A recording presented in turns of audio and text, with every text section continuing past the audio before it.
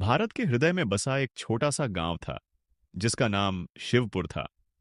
यहाँ की हवा में मिट्टी की खुशबू थी और यहाँ के लोग सादगी और कड़ी मेहनत में विश्वास रखते थे। उन्हीं में से एक था किशन, जो अपनी ईमानदारी और खेती के प्रति समर्पण के लिए जाना जाता था। उसकी दुनिया सीमित थी, पर उसका दिल बहुत बड़ा था। एक दिन शहर की आत्मविश्वासी और कॉरपोरेट जगत में काम करने वाली पढ़ी लिखी लड़की प्रिया अपने रिश्तेदारों से मिलने शिवपुर आई। किशन पहली ही नजर में प्रिया के आत्मविश्वास, उसकी बुद्धि और उसके हंसमुख स्वभाव पर मोहित हो गया। प्रिया को भी किशन की सादगी और उसकी जमीनी सच्चाई बहुत अच्छी लगी।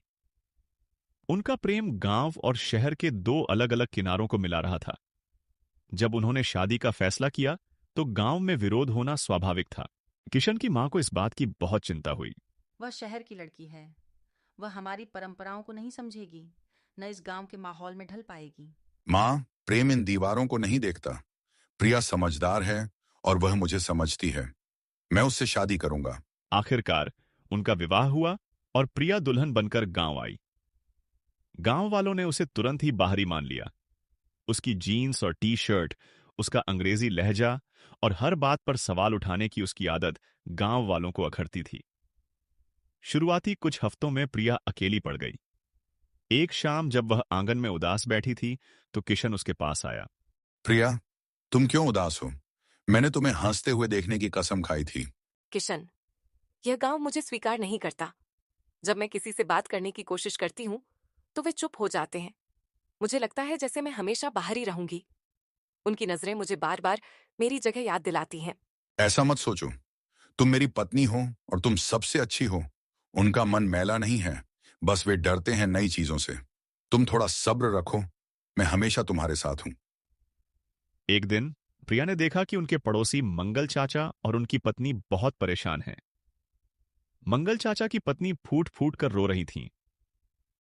प्रिया ने किशन से इसका कारण पूछा। किशन, मंगल चाचा इतने परेशान क्यों दिख रहे हैं?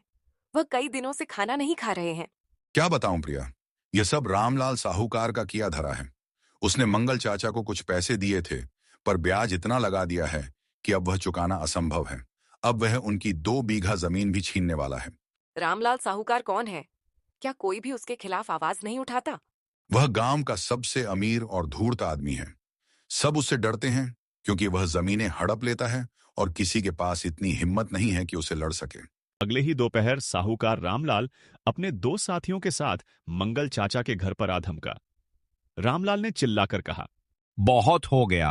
आज या तो मेरा पैसा वापस करो या अपनी जमीन मेरे हवाले कर दो। बाहर निकलो मेरे घर से। ये जमीन अब मेरी है। साहूकार जी, रुकिए।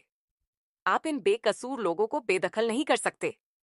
कानून अभी भी यहाँ चलता है।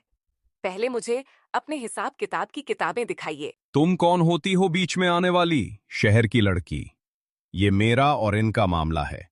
जाओ, अपनी रसोई संभालो। मैं इस गांव की बहू हूं और मैं यहाँ हो रहे अन्याय को नहीं देख सकती। जब तक आप खातों की जांच नहीं करवाएंगे तब तक मैं यहाँ से नहीं हटूंगी। मैं जानती हूँ कि आप छल कर रहे हैं। प्रिया की चुनौती सुनकर गांव वाले हैरान रह गए। रामलाल को मजबूरन किताबें देनी पड़ी। प्रिया ने अपनी पढ़ाई का इस्तेमाल करते हुए एक एक एंट्री को जांचा। उसने तुरंत ही साहूकार द्वारा की गई धोखाधड़ी, गलत ब्याज दरें और फर्जी कर्ज की एंट्री पकड़ ली। प्रिया ने तुरंत सभी गांव वालों को इकट्ठा किया। देखो, इन खातों में कितनी बड़ी गड़बड़ी है। साहूकार रामलाल ने आपसे दोगुनी तिगुनी ब्याज वसूली है। ये कर्जा नहीं, ये आपकी मेहनत का धोखा है। हमें डरना नहीं है, हमें लड़ना है। प्रिया की हिम्मत और सच्चाई ने गांव वालों को जगा दिया। पहली बार उन्होंने एकता दिखाई।